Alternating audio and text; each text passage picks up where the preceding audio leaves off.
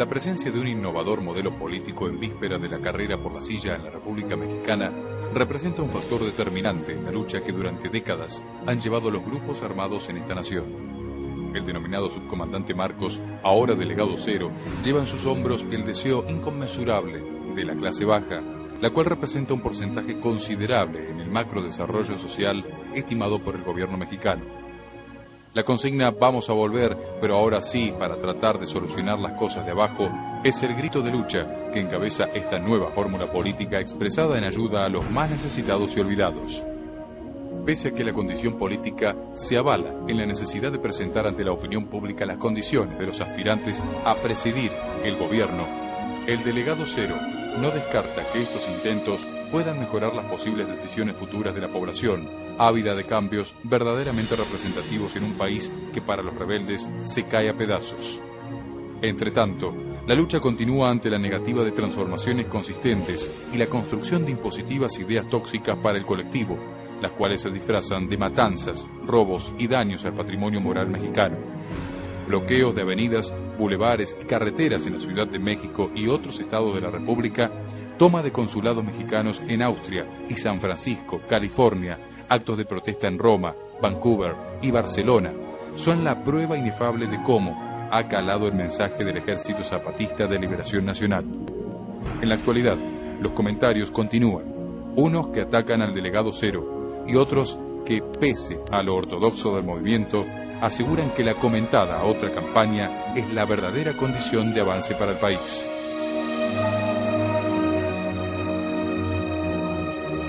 Hola amigos de América Latina, soy Blanche Petrich. Bienvenidos de este lado, desde México.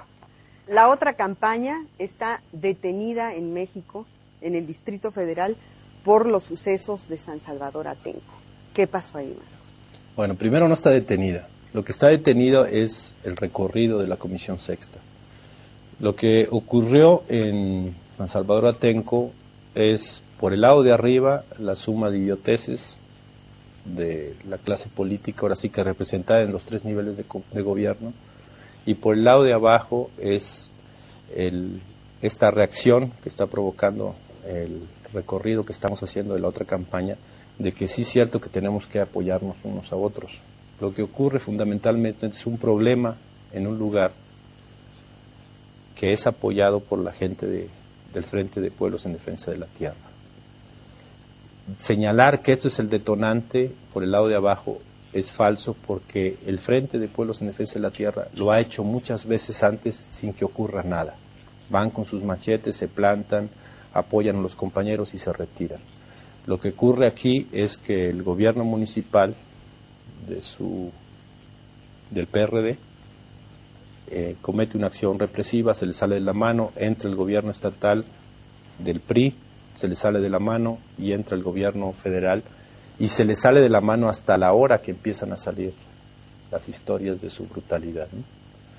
Entonces nosotros tenemos que responder como Comisión Sexta, y estamos llamando a la otra campaña en todo el país a que responda a este deber fundamental, ¿sí? Como compañeros no podemos dejarnos solos. Si esos compañeros precisamente caen en la cárcel y sufren todas las vejaciones que sufren, hombres y mujeres, sobre todo mujeres y sobre todo jóvenes, es porque están haciendo una actitud que nosotros tenemos que refrendar, que es apoyarlos. Entonces, nosotros estamos proponiendo que toda la otra campaña debe concentrarse en la libertad de sus compañeros. Y si para eso es necesario estar aquí mucho tiempo, pues lo estamos. Ahora, los sucesos de Atenco, en donde es una comunidad cercana al Distrito Federal, un pueblo del Estado de México, fueron reprimidos brutalmente. Escenas de brutalidad policíaca, denuncias de violaciones a mujeres que están en manos de la policía. Y hombres. Un joven muerto y denuncias de algún muchachito que también sufrió vejaciones y violación sexual. Presos políticos apuñados a carretadas. Un jovencito muerto. Otro joven que está al borde de la muerte. Con muerte cerebral. ¿Qué imagen está dando México a América Latina, Marcos? Su rostro real. Aquí no importa.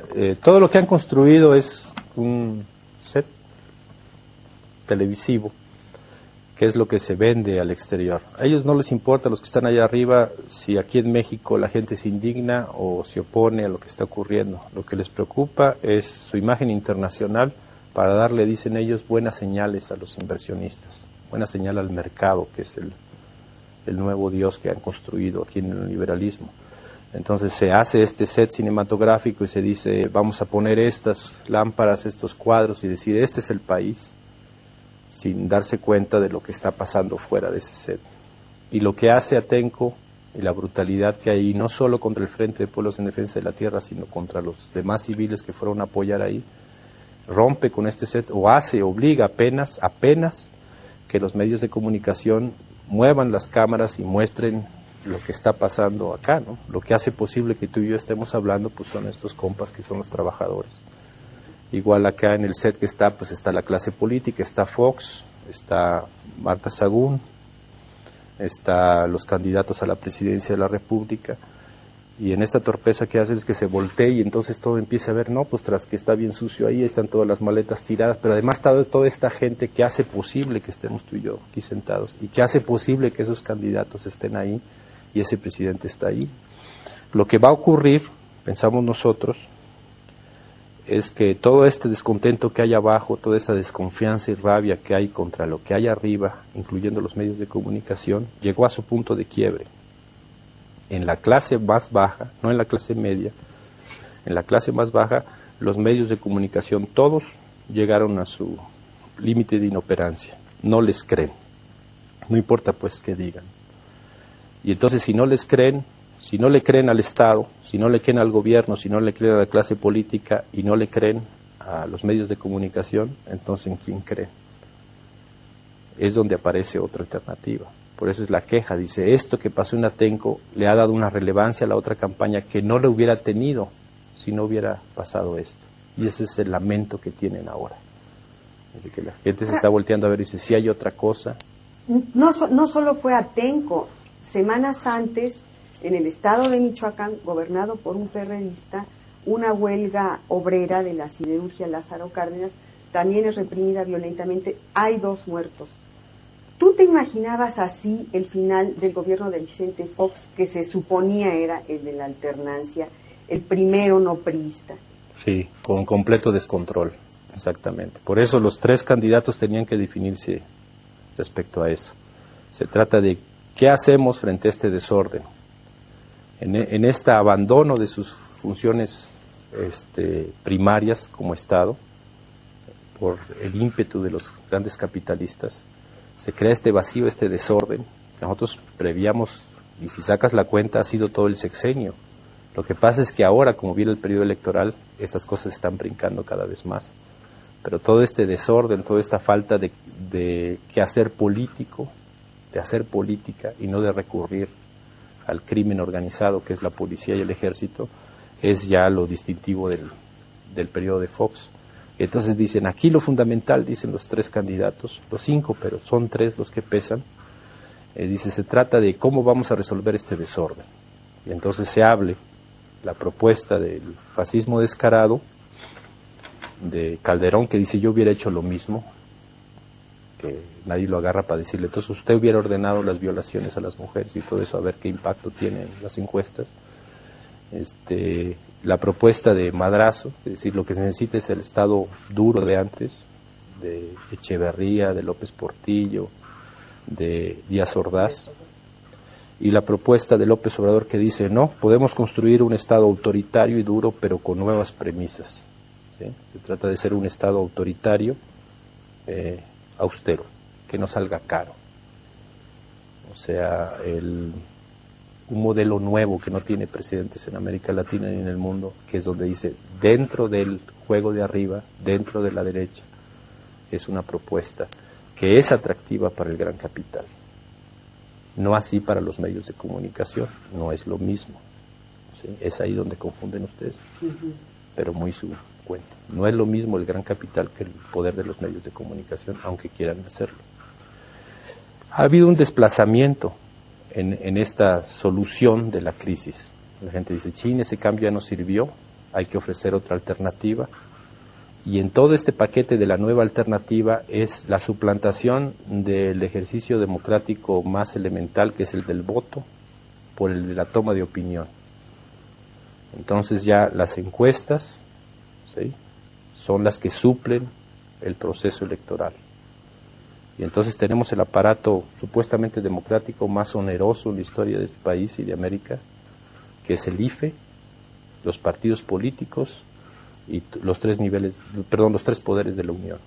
Porque finalmente son las encuestadoras y la difusión que se hacen de esas encuestas o cómo se manejan los medios para que incidan en esas encuestas las que están mandando. Si hay alguien que se desprende mucho en el proceso de las encuestas, nadie va a creer que en el ejercicio real, que es la toma del voto, va a perder ese que va en las encuestas, aunque esto sea posible, ya les haya pasado antes. Entonces, por eso se trata de que ese que va arriba o el que vaya arriba adquiera compromisos con esos medios de comunicación, aparte de los que ya adquirió o ya está adquiriendo con el gran capital, o sea, con el Pacto de Chapultepec. El Pacto de Chapultepec. Nos vamos a tener que ir una pausa. Hay mucho más que de hablar sobre el tema. Volvemos en un momento de este lado.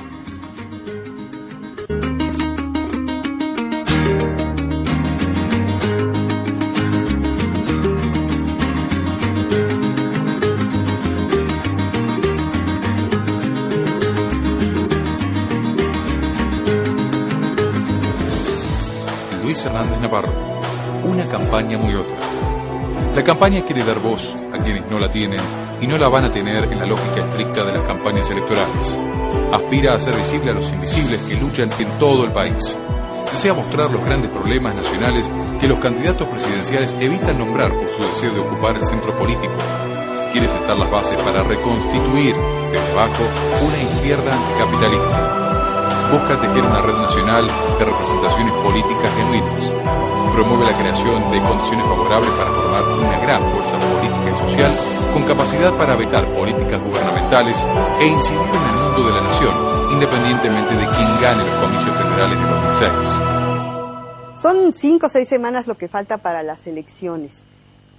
Yo creo que la expectativa de un triunfo electoral de Andrés López Obrador como opción de la izquierda o como un administrador de la crisis que vive el país, pero con algunos elementos de sensibilidad social, pues sigue siendo grande, no solamente en México. Yo creo que también en América Latina han tenido pues un seguimiento cercano de este personaje.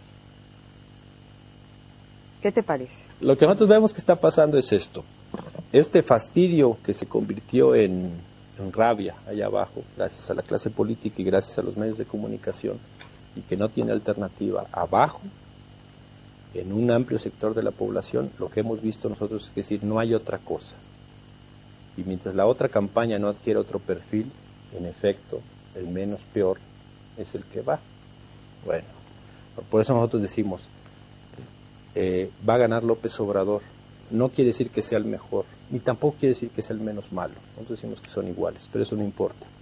Porque la gente de abajo todavía piensa, mientras no aparezca otra cosa, esta es nuestra apuesta. Lo que nosotros sabemos es que ese triunfo tiene un margen de maniobra para demostrar realmente que no es esa alternativa. Porque es tal el proceso de destrucción de la República, de la nación, de sus bases fundamentales, que solo medidas radicales podrían levantarla, y son las que no aparecen en ningún programa de gobierno de los candidatos. A saber, por ejemplo, la cancelación total de la deuda externa, y aclaro, porque cancelar en Sudamérica quiere decir pagar. No, se acabó, no se va a pagar. Ya lo que se... Pagar de un jalón para no deber intereses. Sí, no, se trata de desaparecerla, de darla por pagada, y hasta nos quedan debiendo. Se trata de retomar la conducción de la economía nacional por parte de la población. Se trata de una reforma fundamental respecto a este secuestro de la democracia que han hecho los partidos políticos profesionales. Se trataría de medidas radicales que no aparecen en ningún discurso, y al revés aparece exactamente lo contrario, la profundización de este proyecto que construya en México en efecto, ya no el traspatio de Norteamérica, ¿sí?, sino su lobby. Por eso esta propuesta de construir la nueva frontera en el istmo de Tehuantepec, dice, aquí es donde se decide quién entra y quién sale y cómo. Entonces, qué mejor proyecto para el poder norteamericano, sobre todo, con todos los problemas que tiene por los migrantes latinos, pero también los mexicanos, de invertir en lugar de reforzar inútilmente, como el idiota de Bush quiere hacer, de militarizar la frontera y el muro y todo lo que ha hecho, es correrla más abajo y construirse este colchón, este embudo que va desde el istmo de Tehuantepec. Paradójicamente se trata como invertir, así queda la imagen de México, invertirla, y de tal forma de que en ese embudo vaya quedando lo más posible de migración, con estos proyectos de maquiladoras, de corredores industriales, que van a ser un fracaso simple y sencillamente porque no tienen la lógica de un Estado nacional, sino tienen la lógica de un capital. Y es donde hay negocio, ahí estoy, donde no hay negocio, me voy. La pregunta es si estas medidas radicales, y retomo algunas ideas de tus últimos discursos, vamos a sacar a los ricos del país, vamos a sacar a los supermercados Walmart de las comunidades, vamos a detener la construcción de presas, la construcción de carreteras. La pregunta es si es viable y, por otra parte, ¿qué alternativas? Porque es cierto que construcción de presas por encima de los derechos de los pueblos, construcción de carreteras que destruyen, que saquean, es una realidad, es lo que es el proyecto de arriba que tú estás definiendo, pero la alternativa, lo que sí es viable, lo que sí se puede hacer, que al mismo tiempo represente desarrollo para la gente, para los pueblos. ¿Qué es lo que sí es posible dentro de todo esto? Sí, me esperé ahora sí la pregunta. Mira, nosotros pensamos esto, y ahí es donde debían discutir los intelectuales y todo lo que está allá arriba. Es, si estas medidas no se hacen, este país va a ser destruido. Va a ser este país y este set de televisión y Telesur y todo eso. Estas medidas radicales. Sí. O sea, si no se reconstruye el tejido social con reformas fundamentales o revolucionarias, por ponerlo de otra forma, entonces este país se va a destruir. No es posible matizar la voracidad del capital. No te puedes sentar tú con un capitalista y decirle, oye, mano, no seas cabrón, bájale a tu ANSES, ya tienes 10 millones, deja los otros 5. No, porque el capital no tiene perspectiva histórica como tal. Su perspectiva es la ganancia, y mientras más pueda ganar, más pronto, mejor. Si eso significa destrucción de los recursos naturales, desertificación, muerte, migración, destrucción de todo el tejido social, no importa. Lo que importa es que esté entrando dinero y esté entrando rápido. Y en ese sentido está este sector que piensa, bueno, es que aquí el pastel no lo vamos a comer nosotros, cuando todavía hay pescados más grandes que también lo ambicionan. Si Azcárraga, Salinas Pliego, el más seco, ¿cómo se llama? No te hagas. Sóplenme. Roberto González. El otro, ¿cómo se llama? El de Monterrey. Bueno, lo que es esto, dices, no, pues es que aquí nos vamos a quedar con el papel Zambrano, ¿sí? Nos vamos a quedar con el pastel y vamos a ser más rico y poderoso. Olvidan los que están más allá. Olvidan Irak, la destrucción que se operó sobre todo ese poder y cómo las grandes empresas norteamericanas tomaron posesión y las europeas, toda esa negociación que se dio en esta buró de negociantes que es la ONU, para repartirse el pastel de Irak, igual en el caso de Estados Unidos, de México, nomás que Estados Unidos dice, momento, aquí yo llevo mano, y los europeos dicen, no, pues ¿cómo? ¿Dónde está la libertad del capital y de mercancías y todo eso? Entonces va a dar toda esta destrucción de tal forma que entonces uno tiene que elegir si decide en vivir en una colonia norteamericana o vivir en México. En síntesis, buscar otra salida para evitar que el único escenario posible en el México que se está derrumbando, el México del fracaso, del encajonamiento del proyecto neoliberal, no deje otra salida más que la del estallido social. Nos vamos a tener que ir una pausa, hay mucho más que de hablar sobre el tema, volvemos en un momento, de este lado.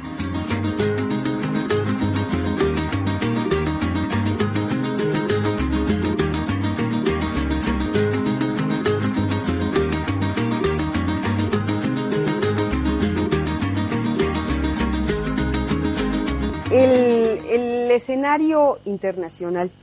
Yo te quería preguntar cómo se vivió el ataque a Estados Unidos el 11 de septiembre del 2001. Yo recuerdo, estaba yo en la Sierra Tarahumara ese día, con Ricardo, había un encuentro de campesinos indígenas sobre cuestiones forestales, y estaba este sacerdote jesuita, Ricardo Robles, el Ronco, que me parece que conoces, que decía con mucha preocupación de que la poca visibilidad que habían conseguido los indígenas en ese momento iba a borrarse, que iban a volver, el mundo iba a cambiar de manera tan drástica que iban a sumirse nuevamente en el olvido, a la mirada de los demás. En la selva lacandona, ¿cómo se vivió ese momento? Mira, nosotros por lo regular desconfiamos de lo que aparece en los medios primero. Siempre está la historia que se está presentando y luego qué fue lo que realmente ocurrió. Supimos en lo inmediato lo que se pasó en las imágenes, los aviones estrellados en las torres. A mí me lo estaban pasando por radio en otra posición donde sí agarran la televisión, y reaccionamos como reaccionamos. Esto hay que esperar a que se acomode. Los pueblos indios habían desaparecido ya de ser vistos desde abril de ese mismo año, de 2001, cuando la clase política decide no verlos. O sea, cuando se aprueba en la Cámara de Senadores y en la de Diputados que no va la ley Cocopa, que no va la ley de los derechos y la cultura indígena, ¿no? Sí sabíamos, después más adelante empezamos a entender que se trataba de una coartada del poder norteamericano para justificar sus acciones militares posteriores, ¿no?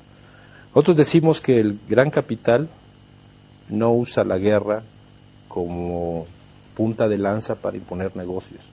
La guerra es parte del negocio del gran capital. Decía Regis Debray que había sido un error de Estados Unidos atacar Irak, que hubiera bastado con que el Fondo Monetario Internacional le hiciera préstamos para ponerle condiciones y lo iba a doblegar, igual como ha doblegado a otros países.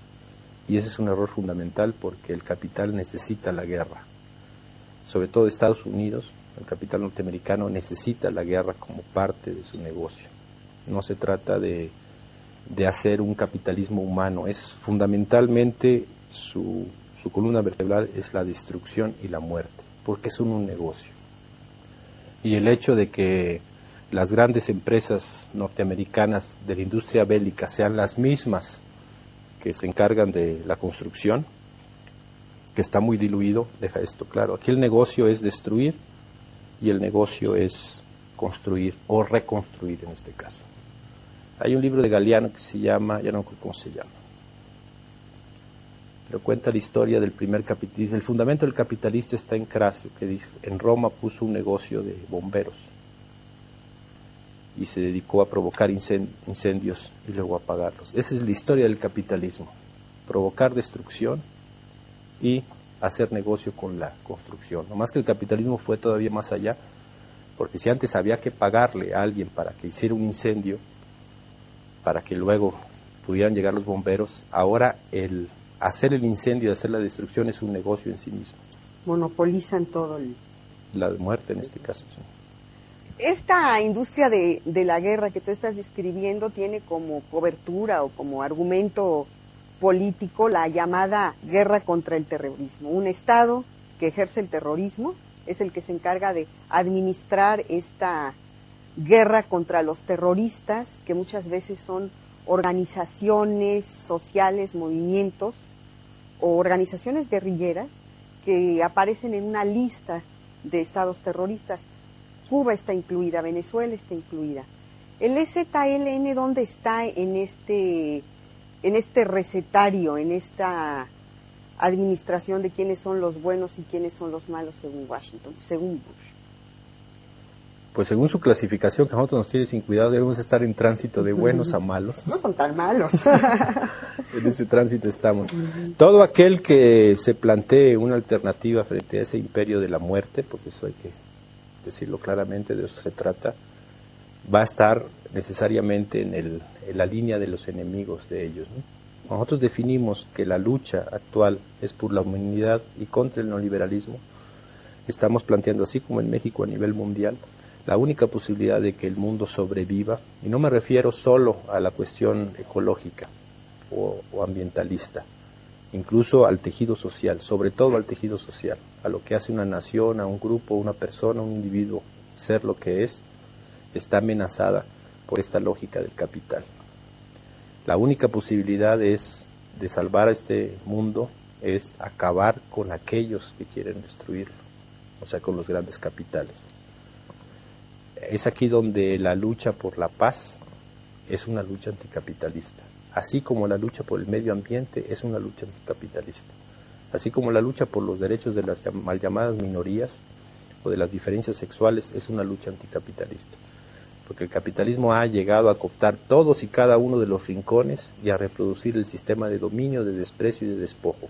Si la humanidad quiere sobrevivir como tal y darse la posibilidad de reconstruirse, de reconstruir sus relaciones humanas, necesita necesariamente, repito, destruir a quien lo amenaza.